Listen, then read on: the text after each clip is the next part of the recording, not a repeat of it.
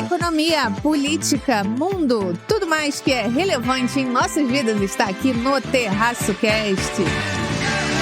E aí, terraceiros queridos, amados, aqui é a Fernanda Mello. Estamos juntos em vários episódios do nosso podcast favorito de economia e hoje trago para vocês um episódio muito especial. Nós vamos falar de um tema que gera bastante curiosidade, está relacionado no nosso universo de economia e muita gente tem curiosidade de saber como funciona o mercado de arte. E hoje trago para vocês uma pessoa muito especial para contar aqui para a gente todas as nossas curiosidades relacionadas ao assunto. O professor Thierry. Thierry, se apresente aqui para nós. Fala aí, pessoal do Terraço Cast, pessoal do Terraço Econômico. Eu sou o Thierry Chemalho e hoje eu vou falar com vocês sobre o mercado da arte. Esse mercado que, como um grande leiloeiro, amigo nosso de caminhada, costuma brincar, ele é um mercado pequeno, mas muito barulhento. Antes de entrar diretamente nos comentários sobre o mercado, deixa eu me apresentar um pouco melhor, deixa eu falar de mim.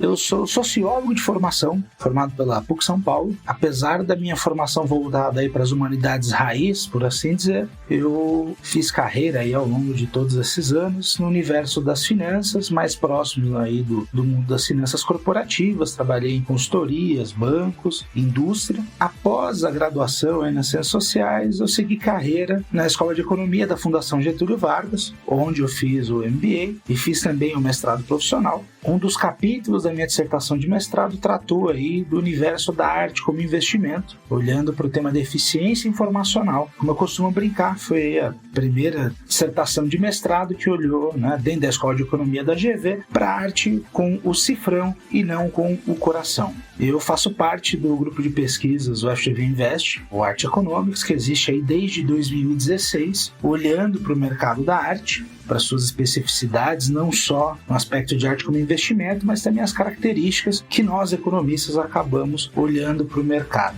Eu sou professor dos cursos, tanto de finanças quanto de economia do mercado da arte, da Escola de Economia da GV. Desde 2020, a gente vem oferecendo aí algumas disciplinas, tanto na graduação quanto no MBA da Escola de Economia da GV, voltado para os assuntos aí de economia da arte. Thierry, o mercado de arte tem muitas particularidades e gera muita curiosidade para quem não está inserido nesse meio.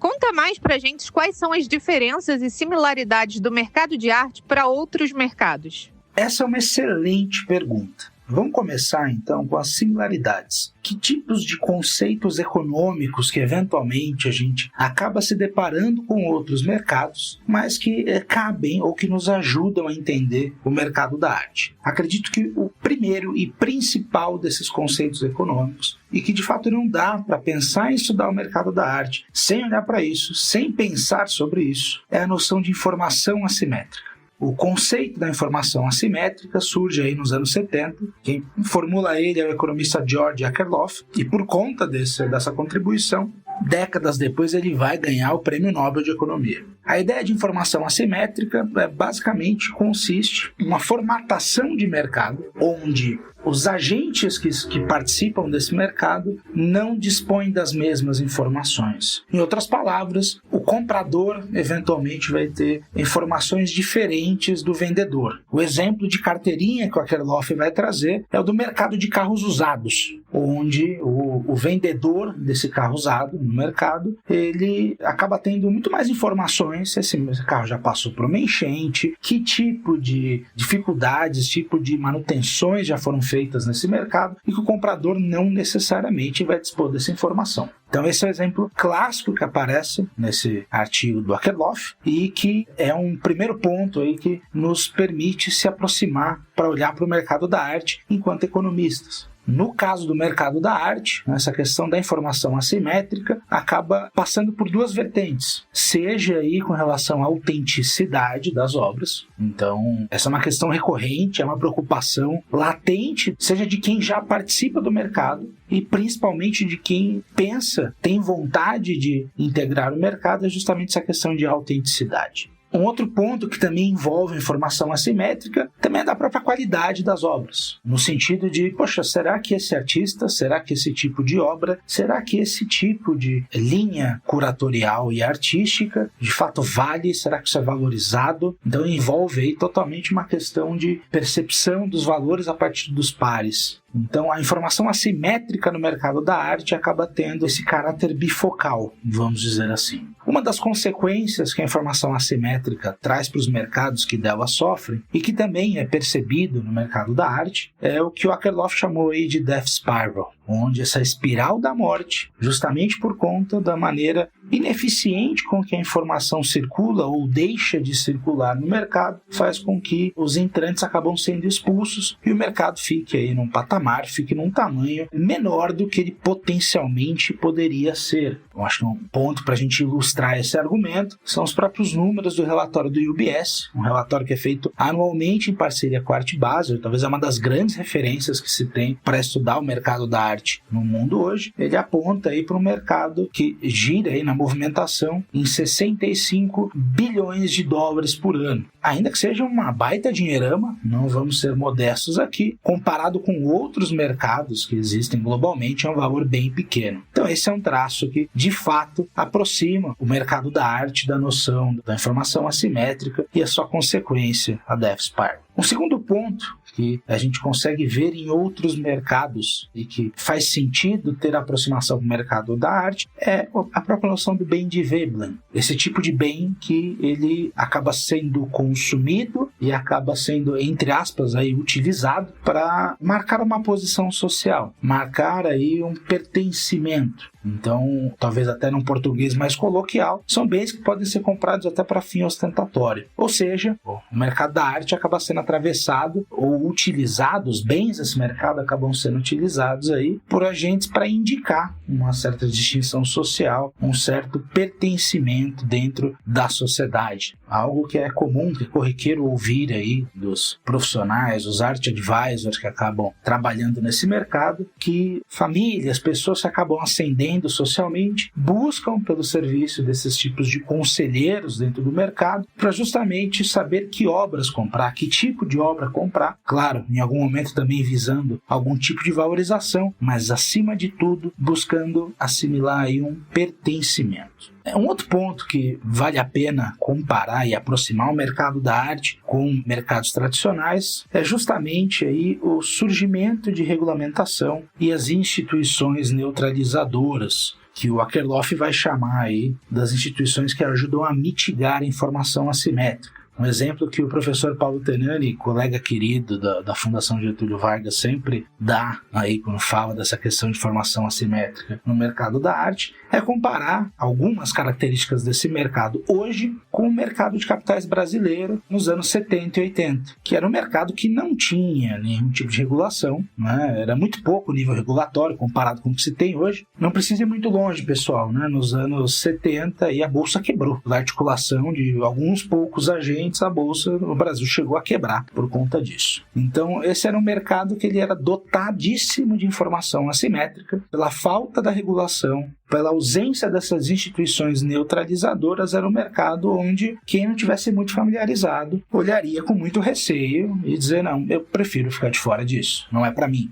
Com o passar dos anos, com o avanço também da educação sobre esse mercado, mas principalmente com a regulamentação e a criação das instituições neutralizadoras, o mercado de capitais, o mercado de ações no Brasil, ele ainda tem uma participação muito aquém se comparado, por exemplo, com os Estados Unidos. Assim, as pessoas no Brasil ainda participam pouco se comparado com outros lugares, mas aumentou-se muito a participação. Então, olhando para o mercado da arte, trazendo de volta para esse mercado que a gente está comentando, tem-se a expectativa que, com o avanço da regulamentação, com o surgimento dessas instituições neutralizadoras, pode-se buscar, pode-se atingir outros horizontes e novos patamares para o mercado. Agora, o que o mercado da arte acaba se diferenciando dos mercados tradicionais, ou talvez apontando aí para coisas muito específicas, né? No mercado da arte, a gente tem a figura aí do mercado primário e o mercado secundário. O mercado primário ele vai ser marcado aí por obras de arte de artistas que, na sua maioria, ainda estão vivos e produzindo, e essas obras obras vão sair praticamente do ateliê do artista para ser comprado por alguém. São obras de arte, então, que acabaram de ser criadas ou foram criadas há muito pouco tempo e acabam não tendo o teste do tempo. O mercado primário ele acaba tendo, por característica, então, uma volatilidade muito grande. Nomes surgem e desaparecem a todo momento. Já o mercado secundário é voltado aí para as obras de arte que tendem a já ter passado por esse crivo do tempo. São obras de arte que já saíram do ateliê do artista, às vezes até mais de século atrás, e uma vez que elas continuam sendo comercializadas e já atingiram um certo patamar de preço, respeitado e validado pelos agentes do mercado, essa é uma parte do mercado que tende a ser mais estável, mais consolidada. Um exemplo que o pessoal do mercado da arte não gosta muito, mas que eu acho que ajuda a nos fazer entender, é que no mercado da arte é como se o carro usado valesse mais que o carro novo. O carro usado, eu já sei que ele está funcionando, eu já sei que ele rodou por todos esses quilômetros, enquanto que o carro novo, eu não sei o que vai acontecer com ele quando virar na próxima esquina. Eu acho que esse é um exemplo que ajuda a entender essa diferenciação de mercado primário e mercado secundário e como que isso é articulado dentro do mercado da arte. Acho que um outro ponto, justamente dentro dessa dicotomia que vale a pena trazer também, é uma série de estudos que acabam ilustrando como as obras dos artistas tendem a se valorizar ainda mais depois da morte deles. A gente pode ter um olhar muito seco e direto de economistas no sentido de, poxa, se o artista morreu, é como se eu não tivesse mais a oferta. A oferta, então, está dada. Sim, esse é um lado que faz sentido. Mas o que é curioso é que os estudos acabam mostrando que não só a morte em si, mas o quão inesperada, ou seja, se o artista ele for muito jovem, ou se ele não vinha doente, de repente acaba falecendo, tudo isso impacta numa curva de valorização das obras. Você que é um grande especialista, pode dizer pra gente quais são os benefícios de investir em arte? Conta pra gente como alguém que não conhece desse mundo poderia investir. Ao investir em arte, é possível vislumbrar aí 3 tipos de benefícios diferentes.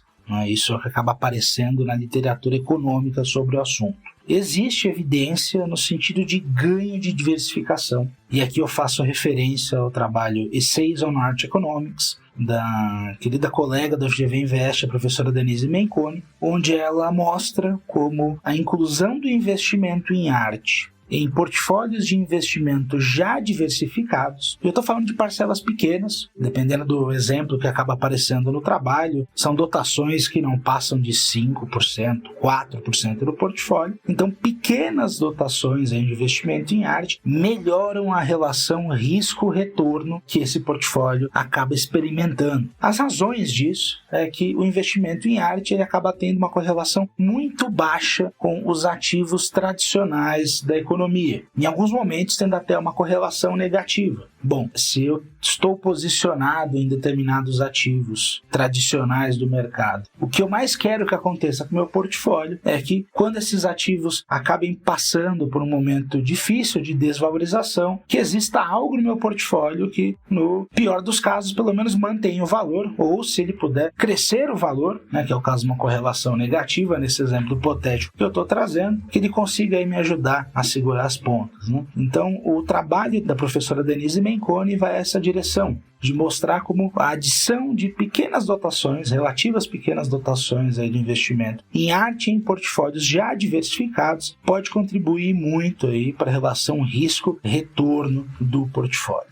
Um outro elemento, e que eu entendo que o mercado da arte, investimento em arte, ele é até muito reconhecido nesse sentido, é a questão da reserva de valor. Então, quando a gente pega e fala de obras que já passaram por esse crivo do tempo, estou falando de Old Masters, estou falando de impressionistas, estou falando de obras aí que já estão circulando no mercado aí há décadas, eventualmente até séculos. Essas são obras de arte que tendem a ter um patamar, um valor de mercado, um preço muito estruturado, muito colocado e que tendem a circular nesse tipo de patamar tendem aí a continuar valendo muito. Eu costumo brincar para exemplificar esse aspecto da reserva de valor, pensando aí na importância, por exemplo, da Noite Estrelada do Van Gogh, que é a minha obra de arte favorita. Costumo dizer que se a Noite Estrelada estiver perdendo valor, é porque muito provavelmente a sociedade ocidental ela foi refundada e está começando tudo de novo. Então essas obras de arte mais antigas, de artistas muito consagrados, elas tendem a ter um valor intrínseco na própria noção da sociedade e da cultura. Então faz sentido dizer que essa reserva de valor, essa concentração, essa estabilidade venha daí. Entretanto, tem um terceiro ponto onde é possível buscar aí resultados interessantes de investimento em arte, e esse vai estar mais voltado para o mercado primário, ou seja, para obras de arte que literalmente acabaram de sair do forno. Tem um trabalho muito interessante, ele é recente, de 2022, Art Collectors as Venture Capitalists, da Amy Whitaker e do Herman Crossell, onde eles mostram como a família dos Tremaine, uma família tradicional dos Estados Unidos, ao longo do século XX, fez investimentos em arte como se estivesse lidando aí com venture capital, literalmente como se estivesse comprando startups. Então, essa família fez aí uma série de investimentos em obras de arte de artistas que ainda não tinham atingido uma grande maturação, que ainda não tinham atingido o seu pico de carreira, por assim dizer, e também em obras que eles tinham acabado de pintar. Boa parte do portfólio deles, a parte mais expressiva, foi comprada aí ou no mesmo ano ou no ano seguinte ao momento que a obra foi feita pelo artista. Então, o artigo acaba mostrando como eventualmente houve obras aí que não tiveram um resultado tão adequado, tão esperado. Já houve outras obras aí que tiveram uma valorização absurda e isso acabou compensando o portfólio. Exatamente como os investidores anjo acabam instrumentalizando essas estratégias de investimento ao comprar e vender startups. Agora, a segunda parte da pergunta, como que alguém que não conhece esse mercado poderia entrar nele? Eu acho que o mercado da arte hoje, como eu falei na resposta da pergunta 1, ele ainda está muito mais próximo do mercado de capitais brasileiro dos anos 70 do que o mercado de capitais no Brasil hoje. Então, pela falta de uma regulação apropriada, pela falta aí de instrumentos e instituições neutralizadoras, o mercado da arte ele ainda é muito nebuloso para quem não sabe transitar por ele. Então, talvez a grande sugestão que eu poderia dar para alguém que quer entrar nesse universo da arte como investimento é justamente buscar aí por art advisors, procurar por especialistas no mercado que vão poder ajudar e dar as diretrizes no sentido até de uma própria due diligence de como evitar problemas com a questão aí da autenticidade das obras e também entender que tipo de valor que a obra de arte de fato tem que ter. Acho que um outro elemento que ainda dificulta, então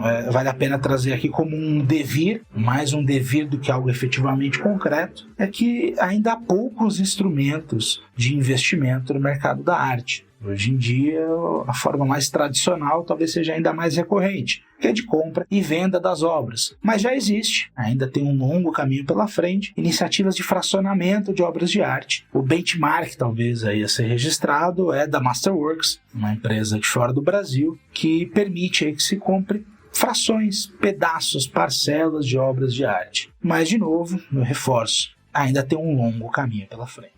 Agora, eu imagino que não é um mercado muito volátil. Tem liquidez? Qual o retorno esperado ao se investir em arte? Para responder essa pergunta, eu vou trazer aqui alguns dados da dissertação de mestrado da Denise Menconi. Ela usou aqui dados anuais e em termos reais, ou seja, já descontada a inflação, no intervalo aí de 2000 a 2020. E dentro desse período, a arte contemporânea, representada pelo índice de arte da Artprice, teve um retorno anualizado de 5,34% e uma volatilidade de 23,06%, tudo isso ao ano. A título de comparação, nesse mesmo período, o S&P 500 teve aí um retorno anualizado de 2,41%. Títulos ligados à inflação tiveram um retorno anualizado aí de 3,31%. E o ouro teve um retorno aí sim superior ao investimento em arte de 7,13% ao ano. Vale ressaltar também que a gente não está falando de quaisquer 20 anos. dentro desse período houve aí uma crise global e também, mais para o final dessa amostra, algum impacto já com relação à pandemia. Então a gente viu aqui que como o índice de arte contemporânea teve um desempenho muito interessante, superior aí até a própria Bolsa de Nova York, entretanto com a volatilidade um tanto quanto acima do que é o experienciado aí por esses ativos, né, os ativos tradicionais aí que a gente vê no mercado.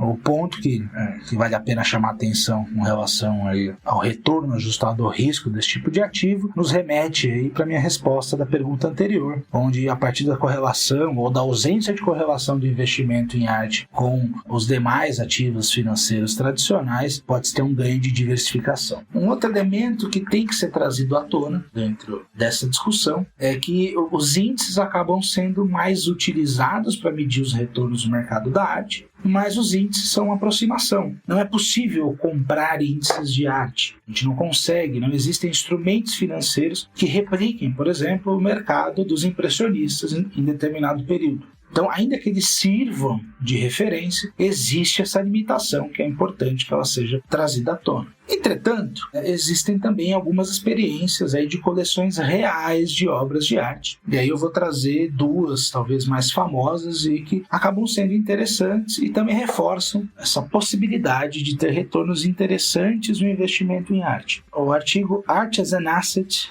Evidence from Keynes the Collector vai falar da coleção de obras de arte dele mesmo, John Maynard Keynes, o pai da macroeconomia. E esse artigo ele mostra aí a valorização, o horizonte de valorização da coleção do Keynes a partir da morte dele aí, em 45. Então, no ano seguinte, em 46, essa coleção passa a ser acompanhada por pesquisadores do King's College, que é quem recebe a doação do acervo do Keynes, e essas obras são acompanhadas aí até 2019, quando elas são efetivamente comercializadas. E, percebam, a coleção do Keynes teve um retorno anual real, ou seja, já descontando a inflação, de 6,2% no período, ficando só 0,2% ao ano atrás do mercado de ações. É isso mesmo. A coleção do Keynes, dentro desse período aí de mais de 50 anos, ficou aí quase que pau a pau, cabeça com cabeça, com o mercado de ações dentro desse período. Um outro exemplo que acaba sendo recorrente e que a gente acaba usando aí para explicar em aula é a British Rail Pension Fund, o fundo de pensão dos trabalhadores aí da British Rail, que em 1974 tomou-se então a decisão de pegar 3% do fundo para comprar obras de arte. Esse exemplo do British Rail Pension Fund, ele acabou tendo aí um período de tempo menor do que a história do portfólio do Keynes, mas não deixa de ser interessante. Esses ativos aí que ficaram, as obras de arte que ficaram junto com esse fundo de pensão, por 22 anos, tiveram um retorno anual e real, ou seja, descontando a inflação, de quase 6% ao ano. Então, de fato, houve aí um retorno muito interessante para essas obras. Com relação à liquidez, esse é um dos calcanhares de Aquiles desse mercado. Acho que há um devir dentro desse mercado da arte de que novas tecnologias, novos instrumentos, novas maneiras de investir possam trazer aí uma jornada de liquidez mais interessante para quem quer investir no mercado. Então, já se fala do uso da blockchain não só para auxiliar no sentido aí de rastreabilidade e também sobre a originalidade das obras, mas também para que seja possível aí comprar e vender aí frações das obras, o fracionamento. Para vocês terem uma ideia, a baixa liquidez é uma marca tão registrada desse mercado que na literatura aparecem aí que os agentes que detêm obras de arte acabam vendendo essas obras só em 3 Ds: Death, Debt and Divorce. Morte, dívida ou divórcio. É aquele momento do fujam para as colinas, eu preciso fazer dinheiro muito rapidamente. Do contrário, eu acabo não vendendo as obras. Então, de fato, esse é um mercado que acaba tendo pouca oportunidade, pouca saída do ponto de vista de liquidez. Muito se fala do uso da arte para lavagem de dinheiro. Comenta para a gente um pouco mais sobre essa percepção. Para responder essa pergunta, eu vou trazer aqui uma outra referência de leitura para quem quiser se aprofundar no assunto. de um colega também de pesquisa da FGV, professor Igor Borges Lima, que ele é advogado e ele escreveu um artigo recentemente chamado Crime e Castigo, um estudo sobre o impacto do sistema de combate à lavagem de capitais para o comércio de arte brasileiro, onde ele vai trazer algumas noções do ponto de vista do direito de como o mercado da arte eventualmente pode acabar sendo utilizado para lavagem de dinheiro. Então tem 3 pontos aí, 3 características do mercado que facilitam, que fazem aí com que o mercado da arte seja visado por esse tipo de prática. Existe então uma opacidade na formação de preços, e acho que é importante fazer um parênteses aqui, que não quer dizer que não exista metodologia de precificação ou que nem mesmo não seja possível de alguma maneira entender as oscilações, os caminhos dos preços.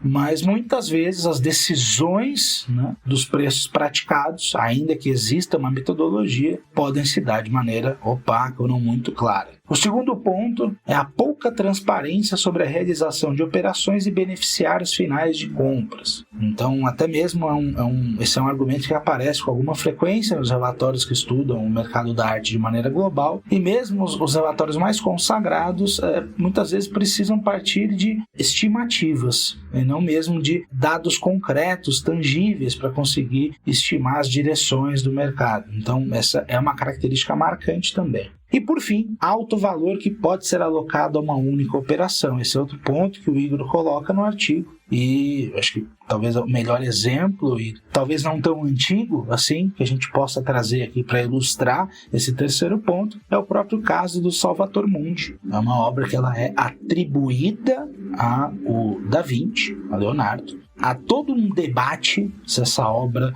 de fato foi pintada pelo Leonardo ou não. Vai ter gente muito séria dizendo que sim, vai ter gente muito séria dizendo que não. Só o fato de existir esta dúvida, esse com certeza é um fator que mexe na precificação, deveria gerar algum tipo de dificuldade, algum desconto no preço dessa obra. Mas percebam, essa obra foi vendida em 2017 por 450 milhões de dólares. É até hoje, né, a obra de arte mais cara comercializada na história. Então, realmente, o Salvator Mundi é um elemento que nos ajuda a ilustrar essa percepção do alto valor que pode ser alocado a uma única operação. Uma curiosidade sobre essa obra é que, recentemente, a filial do Louvre de Abu Dhabi estava organizando aí uma exposição em homenagem ao Da Vinci, e houve a possibilidade de se levar até a Mona Lisa para ser exposta nessa filial do Louvre, e nos bastidores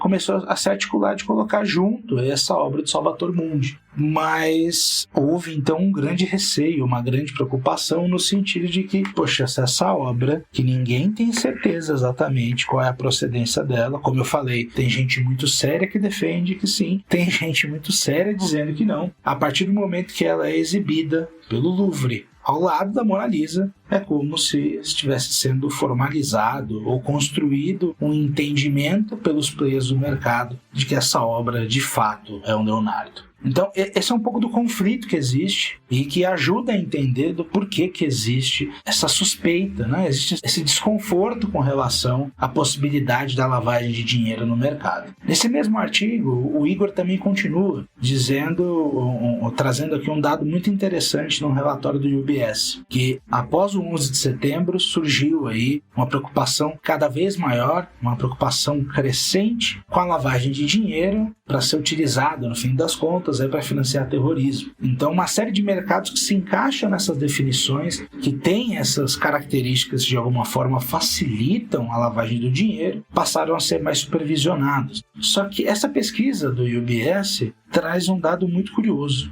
Os colecionadores, eles trazem como principal preocupação deles com relação ao mercado o aumento das regras de transparência. Ou seja, os próprios agentes de dentro do mercado não gostam muito da ideia de aumentar aí as regras de transparência. No sentido econômico, é possível defender até que os agentes que de alguma forma se beneficiam ou conseguem arbitrar a informação assimétrica no mercado vão desejar, por assim dizer, conservar esse status quo. Agora, o que é mais assustador ou curioso dentro dessa resposta é que, empatado, né, com essa preocupação do aumento das regras de transparência, está aí o receio de autenticidade. Ou seja, os colecionadores que responderam a essa pesquisa, que participaram da pesquisa do UBS, estão tão preocupados com a questão da autenticidade quanto com a possibilidade do aumento das regras de transferência. Inclusive, há aí um lobby que ele é colocado para que o mercado da arte seja, no máximo, autorregulado, mas que não existam instrumentos coercitivos aí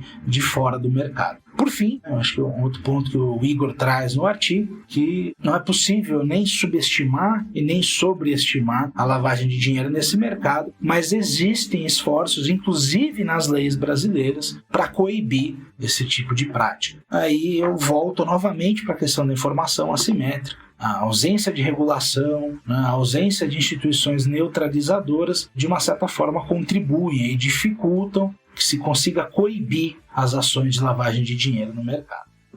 Estamos chegando no último bloco do nosso episódio especial sobre mercado de arte e eu queria aproveitar e ouvir do Thierry a sua visão sobre o assunto, uma reflexão geral sobre tudo que a gente falou aqui hoje. Pessoal, eu sou suspeitíssimo para falar, mas eu particularmente acho muito divertido. É muito legal estudar a economia do mercado da arte, aprender economia observando o mercado da arte. Esse é um mercado que, por conta das suas particularidades, ele acaba nos ajudando, facilitando de maneira muito didática perceber os limites, o que eventualmente funciona e o que não funciona das teorias econômicas de como a gente conhece. É muito divertido também estar inserido dentro desse contexto, sem necessariamente ser um insider do mercado, mas entrar ali como um economista, como um cientista social e participar dessas ocasiões acaba sendo muito, muito legal, muito bacana. Com relação aí ao futuro do mercado, a minha visão enquanto economista é que esse é um mercado que ele, embora ele esteja muito materializado ao mercado tradicional e que não vejo razão para que ele não esteja com a humanidade até o fim da humanidade especificamente, esse é um mercado que ele muito possivelmente não vai atingir todo o seu potencial, não vai crescer tudo que ele poderia crescer,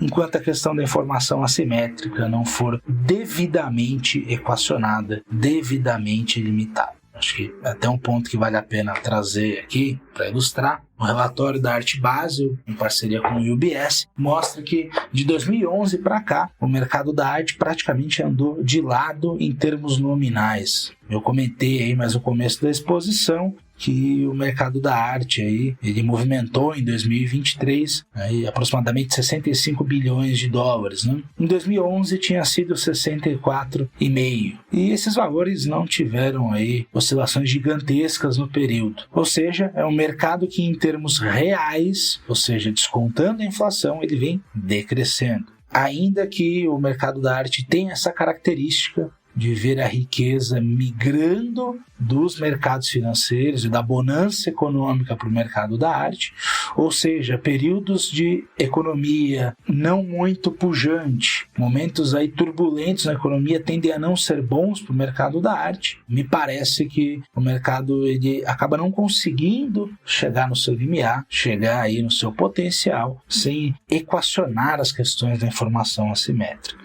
Só que eu sou um otimista incorrigível. Eu quero trazer aqui uma visão de como a tecnologia pode auxiliar o mercado da arte a equacionar ou ao menos mitigar os seus problemas com relação à informação assimétrica. Nós, enquanto economistas, estamos acostumados ali a olhar a chegada da tecnologia nos novos mercados de uma maneira avassaladora, numa visão meio Schumpeter, onde você precisa destruir aquilo que existe, que está colocado, para necessariamente criar algo novo. No mercado da arte, o que a gente percebe aí é que a chegada das novas tecnologias não necessariamente cortam os caminhos ou destroem o que estava posto até então. Em termos muito práticos, o cidadão que deseja possuir uma obra de arte muito cara na parede da sua casa, ele vai continuar fazendo isso. O fato é que com a tecnologia é possível aí mitigar esses aspectos da informação assimétrica e trazer mais agentes para o mercado. Aumentar os horizontes, expandir as possibilidades para o mercado. Um exemplo feliz aí para esse tipo de observação são os próprios dados aí, de novo, do reporte do UBS com Artbase, que mostram que as transações feitas aí online por vias digitais aumentaram muito a partir do período pandêmico. E agora que a gente já teoricamente voltou para algum tipo de normalidade, as transações não voltaram para o patamar anterior. Ou seja, tem mais gente fazendo transações via internet nesse mercado, tem mais players que estão entrando nele. Então, a partir do momento que se consegue, ainda que timidamente, se instituir instituições neutralizadoras e esforços que vão ajudar a mitigar a informação assimétrica, é esperado que mais e mais agentes entrem no mercado. E uma vez que isso aconteça, o mercado tende a caminhar para o seu potencial. Para isso acontecer, também existe um lado aí da produção de pesquisa acadêmica e também de mercado. Então, quanto mais informação se produzir sobre esse mercado e com um bom auxílio das novas tecnologias, é possível que o mercado da arte, não só no Brasil, mas no mundo como um todo, possa atingir um grau de maturidade ainda superior. Pessoal, em mais de 400 episódios do Terraço Cast, a gente ainda não tinha falado de mercado de arte, acreditam? A gente chega aqui no final deste episódio especial sobre mercado de arte com o Thierry falando pra gente, uma pessoa que está inserida no dia a dia desse mercado e é especialista no assunto. Thierry, muito obrigada pela sua disponibilidade de participar do nosso podcast. Sinta-se à vontade de voltar e conversar com a gente mais uma vez sobre o tema que é mega interessante. Eu particularmente me interesso bastante. Pessoal, em primeiro lugar eu queria agradecer a Fernanda Mello pelo convite. Foi muito legal aqui poder falar desse mercado que tanto me intriga e que eu acho tão divertido, e agradecer aí a todos que contribuem com o Terraço Econômico e o Terraço Cast. Eu que acompanho aí as iniciativas há um bom tempo, para mim é um prazer, é uma honra estar sentado desse lado da cadeira dessa vez. E eu queria também agradecer aos pesquisadores do FGV Invest, Arte Econômicos e da própria Fundação Getúlio Vargas por esse trabalho que vem sendo feito aí há quase uma década no sentido de entender um pouco mais sobre esse mercado, profissionalizar as práticas e contribuir para que o mercado da arte atinja patamares maiores. Muito obrigado, pessoal, um grande abraço, e para quem quiser me encontrar nas redes sociais, o @ThierryChemali, tudo junto, você consegue me encontrar no Instagram e nas demais plataformas. Não tem muitos Thierry Chemali por aí. Valeu, pessoal. Tchau, tchau. Terraceiros que ouviram até o final, muito obrigada. A gente se vê no próximo episódio do Terraço Cast.